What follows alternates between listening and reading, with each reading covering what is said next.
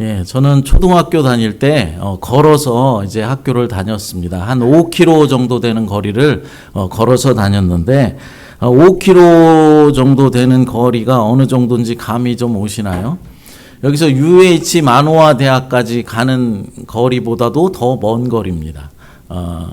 그러니까 차를 타고 우리가 UH 대학까지 가려면은 뭐 빨리 가면은 트래픽이 없으면 5분이면 갈 수 있는데 사실 뭐 10분 이상은 잡아야 갈 수 있습니다. 그런데 초등학교 어린이가 만호화 대학보다도 더 먼 거리를 이제 걸어서 다녔으니 한 1시간 이상은 걸렸던 것 같습니다. 가며 뭐 놀면서도 가고 장난치면서도 가고 그래서 1시간 넘게 걸렸던 기억이 있습니다. 저는 늘 친한 친구 2명과 함께 등하교를 같이 하였습니다. 그러던 어느 가을날이었죠.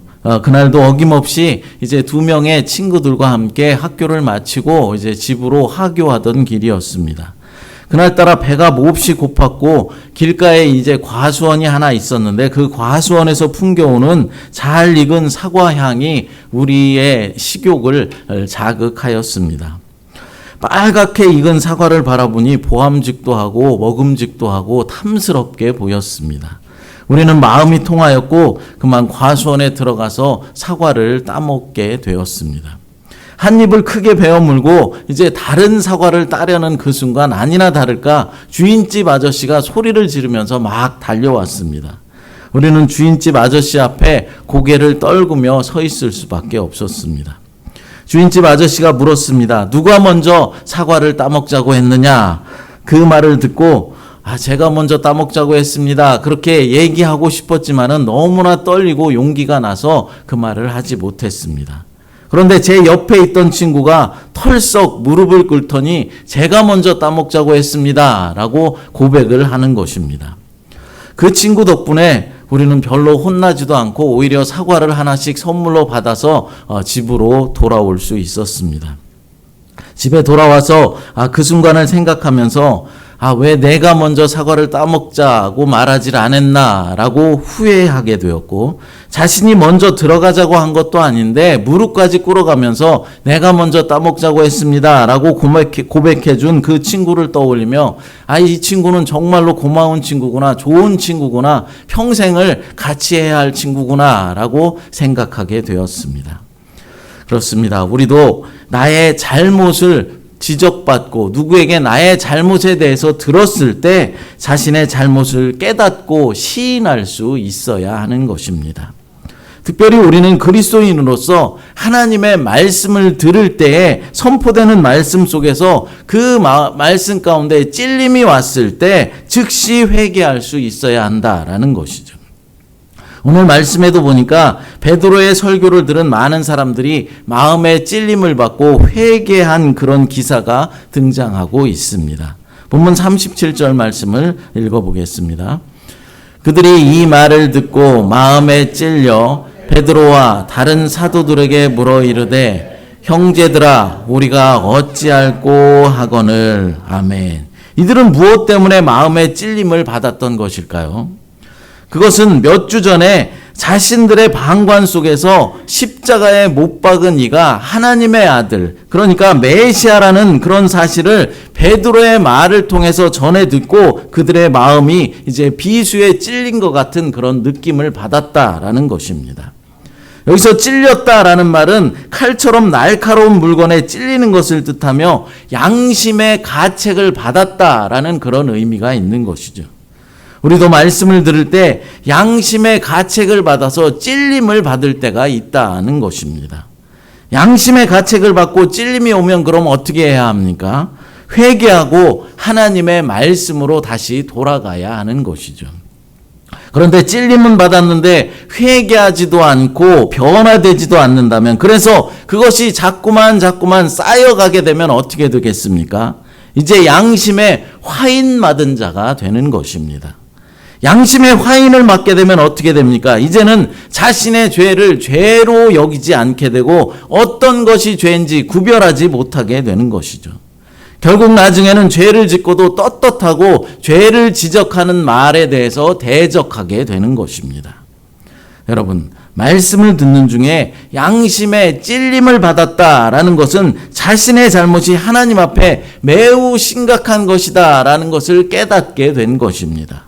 그런데 그것을 자꾸 그냥 내버려 두면 끔찍한 결과를 가져오게 된다라는 것이죠. 베드로의 설교를 듣던 사람들은 예수님이 자신들이 기다려온 메시아라는 사실을 이제 깨닫게 되었습니다. 그들은 유대인들이었기 때문에 메시아를 십자가에 못 박아 죽인 것이 하나님 앞에 얼마나 심각한 범죄라는 사실을 깨닫게 된 것이죠. 우리도 말씀에 찔림이 왔을 때 그것이 하나님 앞에서 심각한 죄라는 사실을 깨달아서 속히 회개하고 하나님의 말씀으로 다시 돌아가야 하는 것입니다. 그리고 어찌하면 좋을지 성령 하나님께 여쭙고 말씀을 전한 목회자에게도 다시 물어야 하는 것이죠. 성경에도 보면 그들은 이제 베드로와 다른 사도들에게 어떻게 하면 좋을지 묻고 있습니다. 베드로는 어찌하면 좋겠느냐라고 묻고 있는 이 무리들에게 두 가지의 행동을 취하면 하나님이 두 가지의 축복을 허락해 주실 것이다 라고 말씀합니다. 본문 38절 말씀 읽어보겠습니다. 베드로가 이르되 너희가 회개하여 각각 예수 그리스도의 이름으로 세례를 받고 죄사함을 받으라. 그리하면 성령의 선물을 받으리니. 아멘. 먼저 두 가지의 행동이 무엇이라고 말합니까? 회개하는 일과 세례를 받는 일입니다. 첫째, 그들은 회개해야 합니다. 너희가 회개하여 라고 말씀하고 있죠. 회개하다라는 것은 사람이 마음을 바꾸는 것을 의미하고 있습니다. 구약에서는 방향을 바꾸는 것, 그러니까 하나님에게서 멀어져 가는 것을 이제 멈추고 하나님을 향해서 돌아오는 것을 말하였습니다. 베드로는 무리들에게 메시아를 죽음에 이르게 한 마음과 태도를 바꾸어서 예수님을 통해서만, 예수 그리스도를 통해서만 임하는 하나님의 용서를 구하는 믿음을 가지라라고 권면하는 것입니다. 그러니까 하나님으로부터 멀어져 가는 삶을 되돌려서 믿음의 삶을 살아가라라는 것이죠. 지금 여러분들의 삶의 방향은 어떻게들 잘들 설정이 되어 있으십니까? 혹시라도 자꾸만 하나님으로부터 점점 멀어져 가려는 그런 삶을 살아가고 있지는 않으십니까? 교회에서 드려지는 모든 예배 모임에 어떠한 이유에서든지 자꾸만 빠지게 되면 그것은 하나님으로부터 점점 멀어져 가는 것입니다. 예배뿐만이 아니라 교회에서 공식적인 모임에도 여러 가지 이유로 빠지는 일이 이제 잦아지게 된다면은 그만큼 믿음에서 떠나가게 되는 일이고 하나님으로부터 멀어지는 일이다라는 것이죠. 물론 여기에 모이신 여러분 모두는 일부러 예배에 나오기 싫어서 빠지는 그런 분들은 한 분도 없을 것입니다. 그렇지요? 일부러 빠지시는 분들은 한 분도 없으시죠. 하지만 어쩔 수 없이 이제 빠지는 상황이 된다라는 것이죠. 하지만 어쩔 수 없는 상황이라는 그 어쩔 수 없는 상황이 정말로 어쩔 수 없는 상황인가 우리는 생각하며 반성해 보아야 하는 것입니다. 어쩔 수 없는 일이 내가 일부러 만들어낸 일은 아닌지, 하나님을 예배하는 일보다 세상 일을 더 우선으로 생각하고 유흥을 즐기는 일을 더 중요하다고 생각하지는 않았는지 우리는 생각해 보아야 한다는 것이죠. 여러분, 일주일에 한 번 하나님을 예배하는 이 시간보다 더 소중한 시간이 어디 있겠습니까? 그러므로 주일 예배 시간에 다른 스케줄이 생기지 않도록 우리는 미리 조정을 해 놓아야 한다라는 것이죠. 코로나 팬데믹 이후에 교인들에게 이상한 습관들이 생겨난 것 같습니다. 감기 기운만 조금만 있으면 대면 예배에 나오지 않고 영상 예배를 자꾸만 드리려 한다라는 것이죠. 물론 심각한 감기에 걸려서 계속해서 기침을 심하게 하고 다른 사람들에게 피해를 준 정도가 된다면은 당연히 집에서 쉬시면서 영상 예배를 드려야 마땅할 것입니다. 하지만 집에서 편안히 영상 예배를 드리던 그 습관이 아직까지도 남아 있어서 기특하면 집에서 예배 드리는 것은 성도의 바른 모습이 아니다라는 것입니다.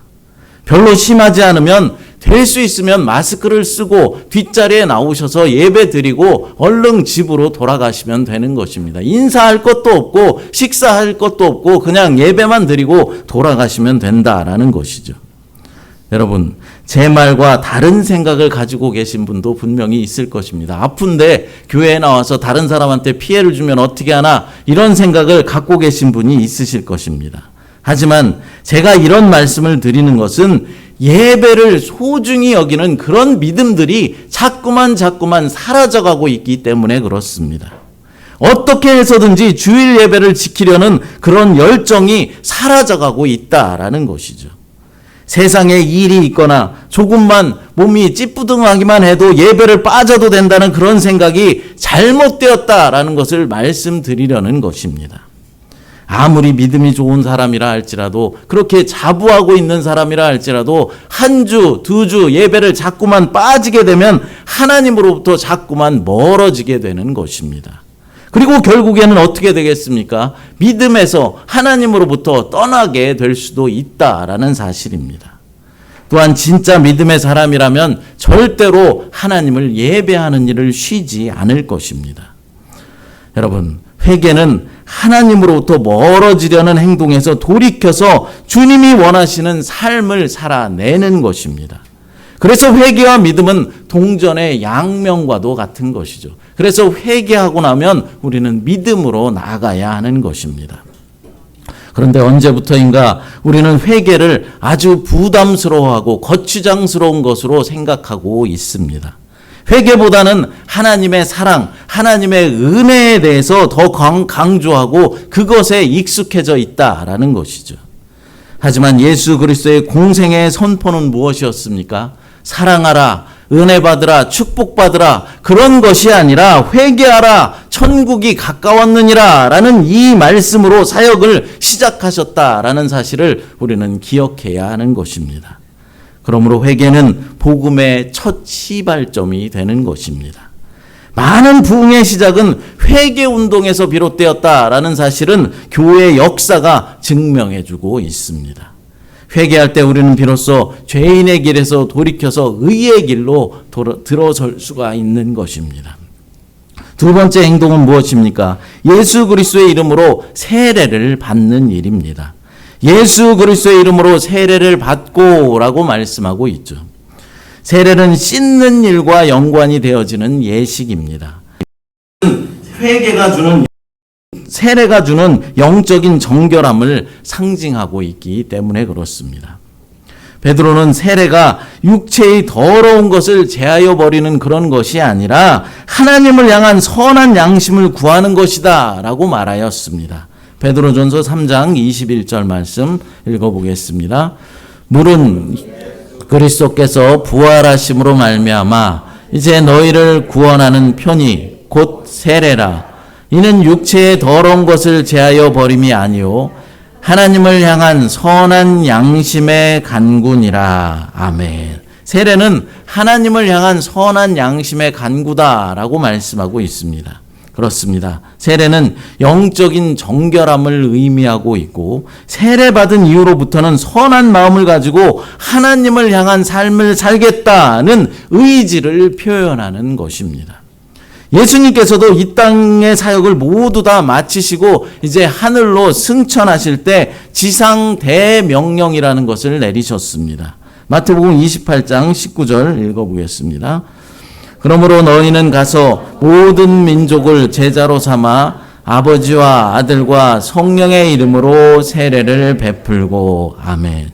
예수님은 제자들에게 세상 모든 사람들을 제자로 삼아서 그들에게 세례를 베풀어라고 말씀하셨습니다. 이것이 바로 지상 대명령이라는 것이죠. 그렇습니다. 우리는 이 세상 모든 사람들에게 복음을 전파하고 그들을 제자로 삼아서 성부와 성자와 성령의 이름으로 세례를 베풀어야 하는 것입니다. 그것이 우리 먼저 믿은 자들이 행해야 할 사역이라는 것이죠. 베드로는 무리들에게 예수 그리스도의 이름으로 세례를 받으라고 말씀하고 있습니다. 그런데 여러분, 예수님이 그들에게 주시는 구원의 근거는 무엇에 구원의 근거를 두고 있는 것입니까? 바로 그분께서 하신 일, 예수님께서 십자가를 지신 일에 구원의 근거가 있다라는 것이죠.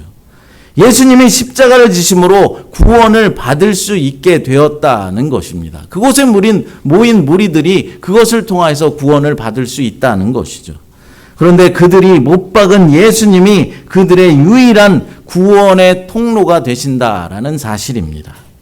이것은 인류 역사의 최고의 모순이라고 말할 수 있는 것이죠. 자신들이 죽인 예수님이 자신들을 구원할 유일한 구원자가 된다, 통로가 된다는 사실은 참으로 아이러니한 일입니다. 물론 지금 베드로 앞에 모인 대부분의 무리들은 예수님을 직접적으로 이제 못 박는데 관여하지는 않았습니다.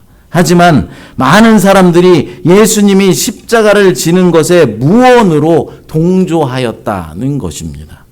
직접 예수님을 십자가에 못 박아라 라고 소리치지 않았을지라도 예수님에게 십자가형이 내려졌을 때 그 누구도 아무도 그것이 잘못되었다라고 항변하는 사람이 없었기 때문입니다. 또한 대부분의 사람들은 어땠습니까? 그것에 아무런 관심조차도 없었습니다. 오늘날 우리는 어떻습니까? 예수님이 십자가를 지신 일이 그냥 당연한 일이다라고 생각하고 있지는 않으십니까?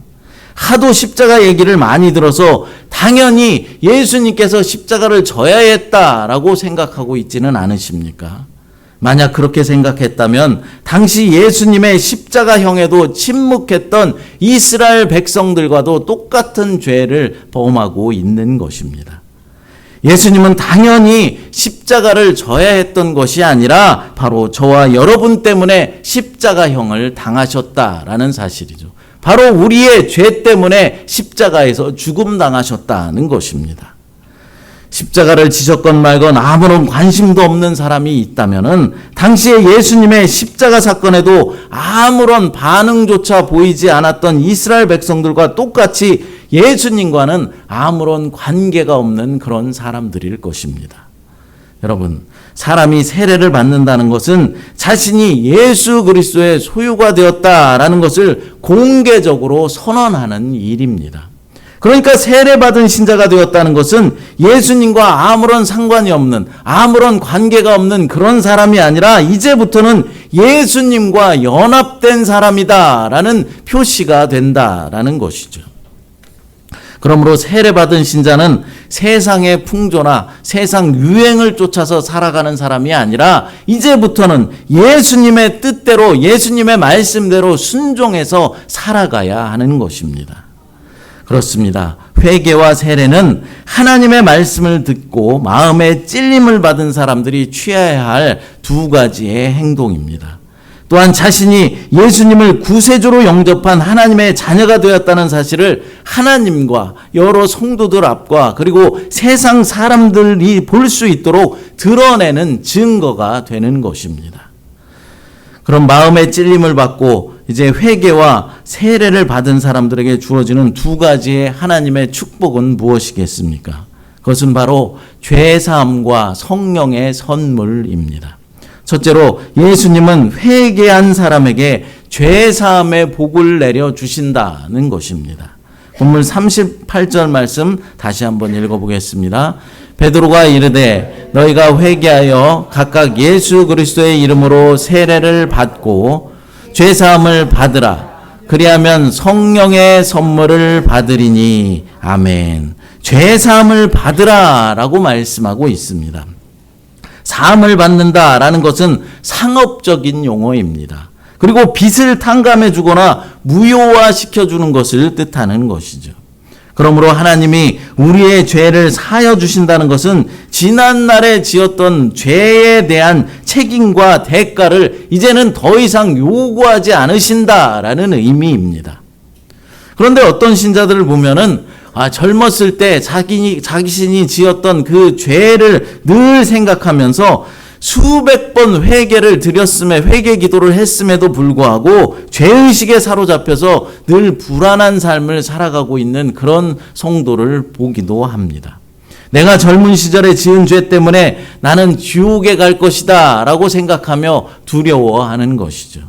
그러나 여러분, 내가 지은 죄를 진심으로 하나님 앞에 회개했다면은 동이 서에서 먼 것과 같이 나의 죄를 사하여 주신다라는 사실을 믿으시기 바랍니다. 더 이상 죄에 대한 책임을 묻지 않으실 것이다는 것이죠. 그러므로 하나님께 죄 사함을 받은 사람은 자신이 지은 죄에서 자유함을 누리며 내 죄를 씻어주신 은혜에 감사하면서 살아가면 되는 것입니다. 회개한 사람에게 주시는 두 번째 축복은 바로 성령의 선물입니다. 성령의 선물을 받으리니 라고 말씀하고 있습니다. 성령의 선물은 성령이 주시는 여러 가지 선물을 뜻하는 것이 아니라 성령 그 자체가 선물이다라는 뜻입니다. 성령은 자기 죄를 하나님께 회개하고 주님의 이름으로 세례를 받은 사람은 이제부터 예수님께 속한 사람이라는 것을 확인하여 주시는 예수님의 은혜이자 선물입니다. 성령은 하나님의 자녀가 된 사람 안에서 내재하여서 경건하고 거룩한 삶을 살아갈 수 있도록 도우시는 하나님의 영이십니다. 우리의 삶에 성령 충만만 있다면 우리는 늘 기쁘고 감사한 삶을 살아갈 수 있게 되는 것이죠. 그렇습니다, 여러분. 마음의 찔림을 받고 회개하고 세례를 받은 사람들에게 주어지는 두 가지 축복은 바로 죄사함과 성령의 선물입니다. 여러분 모두도 죄사함을 받게 되시기를 바랍니다. 성령의 선물을 받아서 자유함으로 복된 삶을 살게 되시기를 간절히 축복합니다. 그런데 여러분, 위에서 말씀드린 네 가지, 그러니까 회개와 세례, 죄사함과 성령의 선물 중 가장 중요하고 선행되어져야 하는 것이 무엇이겠습니까? 바로 회개하는 일입니다. 회개해야 죄사함을 받을 수 있는 것이죠. 회개해야 세례도 받을 수 있는 것입니다. 회개해야 성령의 선물도 받을 수 있다는 것이죠. 그래서 회개가 중요한 것입니다. 그러므로 사람이 의지적으로 해야 할 유일한 일은 회개하는 일입니다. 나머지 세 가지는 회개가 있은 후에 자동적으로 임하게 되는 것이죠. 본문 39절 읽어보겠습니다. 이 약속은 너희와 너희 자녀와 모든 먼데 사람 곧 주 우리 하나님이 얼마든지 부르시는 자들에게 하신 것이라 하고 아멘. 베드로는 회개하는 사람이 하나님의 성령을 선물로 받는 것이 하나님의 약속이다라고 말씀하고 있는 것입니다. 죄사함 다음에는 반드시 성령의 선물도 있다라는 의미이죠. 그리고 이 약속은 예루살렘 및 그 근처의 사람들뿐만 아니라 먼 데 사는 사람들에게도 주신 약속이다라고 말씀하고 있습니다. 그러니까 하나님이 부르시고 택한 모든 사람들에게 주시는 약속이라는 말입니다. 바로 오늘날 이 말씀을 듣는 여러분들에게도 주시는 하나님의 약속의 말씀입니다. 무슨 약속입니까? 회개하면 성령을 선물로 주시겠다라는 약속의 말입니다. 그리고 이제 베드로는 어찌할꼬 묻고 있는 사람들에게 최종적인 권면을 하고 있습니다. 본문 40절 말씀 읽어보겠습니다. 또 여러 말로 확증하며 권하여 이르되 너희가 이 패역한 세대에서 구원을 받으라 하니 아멘. 이 패역한 세대에서 구원을 받으라 라고 말씀하고 있습니다. 이 말씀은 최종적인 결정과 결단은 베드로의 이 말씀을 듣고 있는 사람들의 몫이다라는 것이죠. 마음의 찔림을 받았으니 이제 회개할 것인지 회개하지 않을 것인지 결정하라라는 것이죠.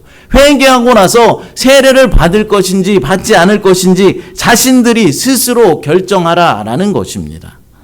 오늘날에도 말씀을 듣고 마음에 찔림이 왔을 때 회개하고 변화된 삶을 살아가는 것은 말씀을 들은 이들이 결정해야 할 몫입니다. 말씀을 전하는 사람의 몫이 아니라 말씀을 듣는 사람들이 회개할지 세례를 받을지 회개하지 않을지 세례받지 않을지 결정해야 한다라는 것이죠. 말씀을 들을 때는 내가 말씀대로 정말로 살지 못했구나 깨닫고 마음의 찔림도 받았지만은 그렇게 생각만 하고 예배가 끝나고 나서 아무런 변화된 삶도 살지 못하고 다 잃어버리고 그냥 지나가 버린다면 무슨 소용이 있겠습니까? 나의 삶의 변화는 나의 결단과 나의 결정이 있어야 한다라는 것입니다. 여기서 구원을 받으라라는 말은 하나님이 너희들을 구원하게 하라라는 수동태의 의미입니다. 하나님이 너희 모든 것을 변화시키고 새롭게 하셔서 구원에 이르도록 너희 모든 것을 다 하나님께 내어드리라, 하나님께 다 맡겨드리라고 말씀하는 것입니다.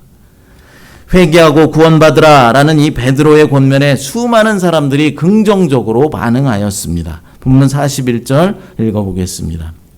그 말을 받은 사람들은 세례를 받음에 그날의 신도의 수가 3,000이나 더하더라. 아멘. 이날 예수님을 영접하고 세례를 받은 사람의 수가 3,000명이나 되었다라고 말씀하는 것이죠. 우리 교회에도 하나님의 말씀을 통하여서 회개하고 예수 그리스도를 영접하는 사람의 수가 날마다 늘어나게 되었으면 좋겠습니다.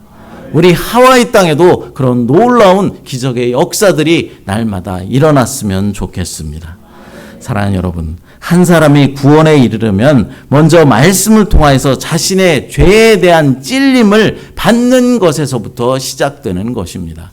마음의 찔림을 받고 양심의 가책을 받는 것에서부터 구원이 시작된다라는 것이죠. 찔림을 받았으면 어떻게 하라고 했습니까? 하나님께 자신의 죄를 고백하면서 회개하라고 했습니다. 그러면 하나님께서 모든 죄를 사하여 주시고 성령을 선물로 주십니다. 구원의 은총을 주시는 것입니다. 오늘 말씀을 듣는 여러분 모두에게도 하나님이 주시는 구원의 복이 임하게 되기를 간절히 축복합니다. 함께 찬양 드리시고 기도하겠습니다. 아까 불렀던 내 마음을 가득 채운 찬양 드리겠습니다. 하나님의 은혜 감사합니다. 우리에게 날마다 말씀하여 주시니 감사를 드립니다. 우리가 말씀을 들을 때 마음에 찔림이 오고 또 양심의 가책을 받았을 때 그냥 넘어가 버리지 말고 내 죄에 대하여 진심으로 회개하게 하시고 하나님의 말씀으로 다시 돌아갈 수 있도록 도와주시옵소서. 그래서 하나님이 주시는 죄사함의 축복과 성령의 선물을 받게 하여 주시옵소서. 그리고 이 세상 살아갈 때 자유함으로 살게 하시고 은혜 속에 살아갈 수 있도록 하나님 복 내려주시고 축복하여 주시옵소서. 거룩하신 예수님의 이름으로 기도드리옵나이다. 아멘.